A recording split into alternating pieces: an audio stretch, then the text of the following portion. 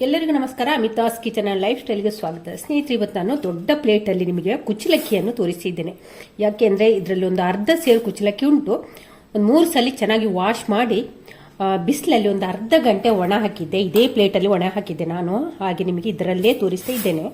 ಯಾಕೆ ಅಂದರೆ ಕೆಡ್ಡಾಸ ಬಂತಲ್ಲ, ಕೆಡ್ಡಾಸಕ್ಕೆ ಒಂದು ಕರಾವಳಿಯ ಜನರು ಒಂದು ಸ್ಪೆಷಲ್ ಆಗಿ ಒಂದು ರೆಸಿಪಿಯನ್ನು ಮಾಡ್ತಾರೆ. ಹಾಗೆ ನಿಮಗೆ ನಾನು ಇದನ್ನು ನನ್ನ ಜೊತೆ ಶೇರ್ ಮಾಡ್ತಿದ್ದೇನೆ. ಹಾಗಾದರೆ ಬನ್ನಿ, ಇದನ್ನು ಏನು ಮಾಡೋದು ಅಂತ ತೋರಿಸ್ತೇನೆ. ಚೆನ್ನಾಗಿ ಈ ಅಕ್ಕಿ ಎಲ್ಲ ಅರಳ್ತದೆ, ಆ ರೀತಿ ನಾವಿಲ್ಲಿ ಹುರಿದ್ರೆ ಆಯಿತು. ಬೆಂಕಿಯನ್ನು ಜಾಸ್ತಿ ಇಟ್ಕೊಳ್ಬೇಕು. ದಕ್ಷಿಣ ಕನ್ನಡದವರನ್ನು ಹೊರತುಪಡಿಸಿ ಕೆಲವರಿಗಿರ್ಬೋದು ಕೆಡ್ಡಾಸ ಅಂದರೆ ಏನು ಎನ್ನುವ ಪ್ರಶ್ನೆ ಇರ್ಬೋದಲ್ಲ. ಹೌದು, ಇದು ಕೆಡ್ಡಾಸ ಅಂದರೆ ಭೂಮಿ ತಾಯಿ ಮುಟ್ಟಾಗುವುದು ಅಂತ ಹಿಂದಿನ ಕಾಲದಿಂದ ಹಿರಿಯರು ನಡೆಸಿಕೊಂಡು ಬಂದಂಥ ಒಂದು ಪದ್ಧತಿ. ಕುಂಭ ಸಂಕ್ರಮಣ ದಿವಸ, ಕೊನೆಯ ದಿವಸ ಅಂದರೆ ಭೂಮಿ ತಾಯಿ ಮುಟ್ಟಾಗಿ 3 ದಿವಸ ಆಚರಣೆ. ಅದರಲ್ಲಿ ಕೊನೆಯ ದಿವಸ ಭೂಮಿ ತಾಯಿಗೆ ನೀರು ಬಿಡುದು ಅಂತ ಹೇಳ್ತಾರೆ. ಅಂದರೆ ಭೂಮಿ ತಾಯಿ ಅವತ್ತು ಸ್ನಾನ ಮಾಡಿಕೊಂಡು ಬರುವುದು ಅಂತ. ಹಾಗೆ ಅವಳಿಗೋಸ್ಕರ ಬೆಳಗ್ಗೆ 5 ಗಂಟೆ ಬೆಳಗಿನ ಜಾವ ಅಂಗಳಕ್ಕೆ ಸೆಗಣಿಯೆಲ್ಲ ಸಾರಿಸಿ ನಾವು ಮಾಡಿಟ್ಟಂಥ ಅಕ್ಕಿ ಹುಡಿ ಅದನ್ನು ಇಡ್ತಾರೆ. ಹಾಗೆ ಕೆಲವೊಂದು ಊರಿಗೆ ಹೋದಾಗ ಆಚಾರ ವಿಚಾರದಲ್ಲಿ ವ್ಯತ್ಯಾಸ ಇರ್ತದೆ.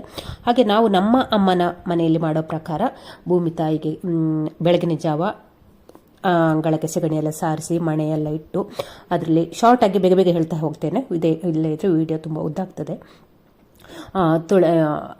ಸರಳಿ ಸೊಪ್ಪು ಇಡ್ತಾರೆ. ಅದರಲ್ಲಿ ಅರಶಿನ, ಕುಂಕುಮ ಮತ್ತು ದಳವೆ ಇಡ್ತಾರೆ. ಒಂದು ತಾಯಿಗೆ, ಹೆಣ್ಣು ಮಗಳಿಗೆ ಏನೆಲ್ಲ ಅವಳು ಮುಟ್ಟಾಗಿ ಬರುವಾಗ ಬೇಕಾಗುವ ಅವಶ್ಯಕತೆ ಇರುವಂಥ ವಸ್ತುವನ್ನೆಲ್ಲ ಅದರಲ್ಲಿ ಇಡ್ತಾರೆ.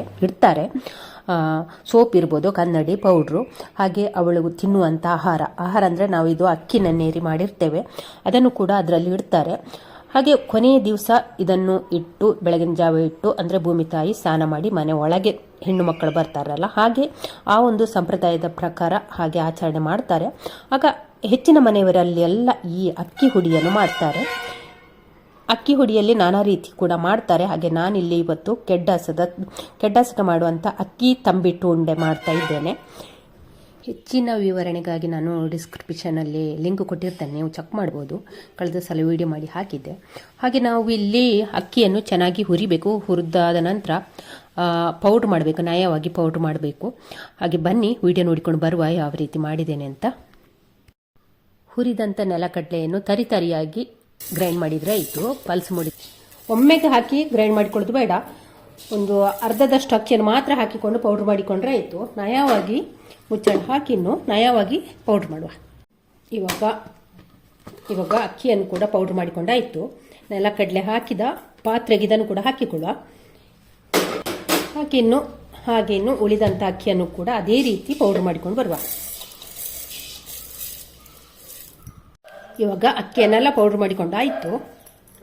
ಇವಾಗ ಇದಕ್ಕೆ ಹುರಿದಂಥ ಎಳ್ಳನ್ನು ಹಾಕ್ತಾ ಇದ್ದೇನೆ. ಬಿಳಿ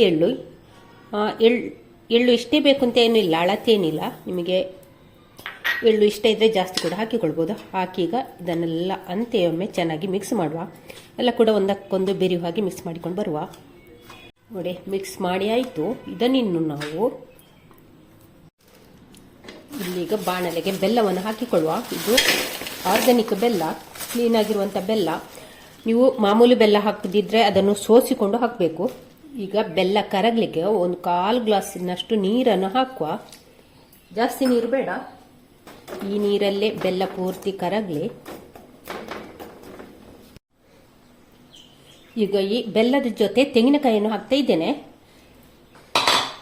ಒಂದು ತೆಂಗಿನಕಾಯಿ ಹಾಕಿದ್ದೇನೆ. ಹಾಕಿ ಒಮ್ಮೆ ಚೆನ್ನಾಗಿ ಕಲಸುವ. ಇದನ್ನು ಮಿಕ್ಸ್ ಮಾಡುವ.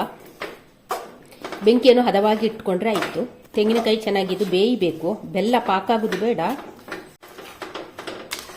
ನೋಡಿ, ಬೆಲ್ಲ ಪೂರ್ತಿ ಕರಗಿದೆ. ಹಾಗೆ ತೆಂಗಿನಕಾಯಿ ಚೆನ್ನಾಗಿ ಒಮ್ಮೆ ಕುದಿ ಬರಲಿ. ಪಾಕ ಮಾಡೋದು ಬೇಡ, ಪಾಕ ಮಾಡಲಿಕ್ಕಿಲ್ಲ. ತೆಂಗಿನಕಾಯಿ ಚೆನ್ನಾಗಿ ಬೆಂದರೆ ಸಾಕು. ಒಂದು 2 ನಿಮಿಷ ತೆಂಗಿನಕಾಯಿ ಚೆನ್ನಾಗಿ ಬೇಯಬೇಕು.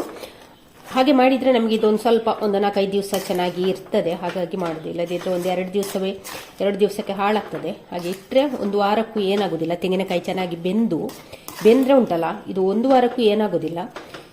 ಹಾಗಾಗಿ ಒಂದು 2 ನಿಮಿಷ ತೆಂಗಿನಕಾಯಿ ಹಾಕಿದ ನಂತರ ಚೆನ್ನಾಗಿ ಬೇಯಿಸ್ಕೊಳ್ಳುವ. ಪಾಕ ಮಾಡೋದು ಬೇಡ. ಇವಾಗ ಇದಕ್ಕೆ ಒಂದು ಸ್ವಲ್ಪ ಉಪ್ಪು ಹಾಕುವ. ಬೆಲ್ಲ ಹಾಕಿದ್ರು ಸ್ವಲ್ಪ ಉಪ್ಪು ಹಾಕಬೇಕು, ಅಂದರೆ ಟೇಸ್ಟ್ ಚೆನ್ನಾಗಿರ್ತದೆ. ಉಪ್ಪಿಗಿಂತ ರುಚಿ ಇಲ್ಲ, ತಾಯಿಗಿಂತ ಬಂದು ಇಲ್ಲ ಅಂತ ಎಂಬ ಗಾದೆ ಮಾತು ಉಂಟಲ್ಲ, ಹಾಗೆ ಉಪ್ಪು ಹಾಕಿದರೆ ಇದು ಚೆನ್ನಾಗಿ ಟೇಸ್ಟ್ ಇರ್ತದೆ. ಈಗ ಇದಕ್ಕೆ ಒಂದು ದೊಡ್ಡ ಸ್ಪೂನಷ್ಟು ತುಪ್ಪವನ್ನು ಹಾಕುವ. ತುಪ್ಪ ಹಾಕಬೇಕು ಅಂತೇನಿಲ್ಲ, ತುಪ್ಪ ಹಾಕಿದ್ರೆ ಉಂಟಲ್ಲ ಟೇಸ್ಟು ಕೂಡ ಚೆನ್ನಾಗಿರ್ತದೆ. ತುಪ್ಪ ಹಾಕಿ ಒಮ್ಮೆ ಚೆನ್ನಾಗಿ ಮಿಕ್ಸ್ ಮಾಡುವ. ಬೆಂಕಿಯನ್ನು ಮೀಡಿಯಂ ಫ್ಲೇಮಲ್ಲಿ ಇಟ್ಕೊಂಡಿದ್ದೇನೆ. ಕೈ ಮತ್ತು ಬೆಲ್ಲ ಚೆನ್ನಾಗಿ ಕುದಿ ಬರ್ತಾ ಉಂಟು. ಈ ಹೊತ್ತಿಗೆ ಕುಟ್ಟಿ ಪೌಡ್ರ್ ಮಾಡಿದಂಥ ಏಲಕ್ಕಿಯನ್ನು ಕೂಡ ಹಾಕ್ತಿದ್ದೇನೆ. ಬೆಂಕಿಯನ್ನು ಸಿಮ್ಮಲ್ಲಿ ಇಟ್ಟುಕೊಂಡಿದ್ದೇನೆ. ಹಾಕಿ ಒಮ್ಮೆ ಚೆನ್ನಾಗಿ ಮಿಕ್ಸ್ ಮಾಡುವ. ಚೆನ್ನಾಗಿ ಮಿಕ್ಸ್ ಆದ ನಂತರ ಇಲ್ಲಿ ನಾನು ಸ್ಟವ್ ಆಫ್ ಮಾಡ್ತಾ ಇದ್ದೇನೆ. ಸ್ಟವ್ ಆಫ್ ಆದ ನಂತರ ಇಲ್ಲಿ ಪೌಡ್ರ್ ಮಾಡಿ ಎಲ್ಲ ಪೌಡ್ರನ್ನು ಕೂಡ ಮಿಕ್ಸ್ ಮಾಡಿ ಇಟ್ಟಿದ್ದೇನಲ್ಲ, ಈ ಮಿಶ್ರಣವನ್ನು ಇದಕ್ಕೆ ಹಾಕುವ. ಹಾಕಿ ಒಮ್ಮೆ ಚೆನ್ನಾಗಿ ಮಿಕ್ಸ್ ಮಾಡುವ.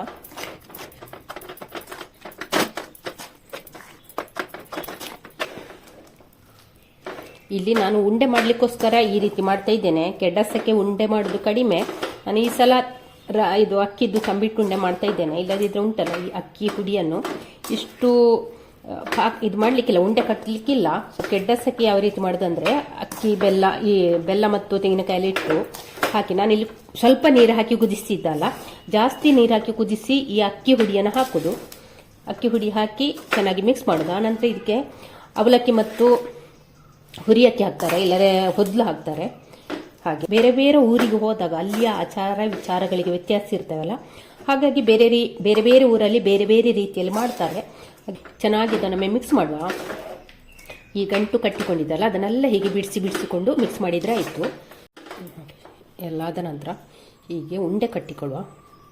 ಗಟ್ಟಿ ಹೀಗೆ ಅಮರ್ಸಿ ಹೀಗೆ ಉಂಡೆ ಕಟ್ಟಿದರೆ ಆಯ್ತು. ಸ್ವಲ್ಪ ಗಟ್ಟಿಗೆ ಮಾಡಿಕೊಳ್ಬೇಕು ಇದನ್ನು.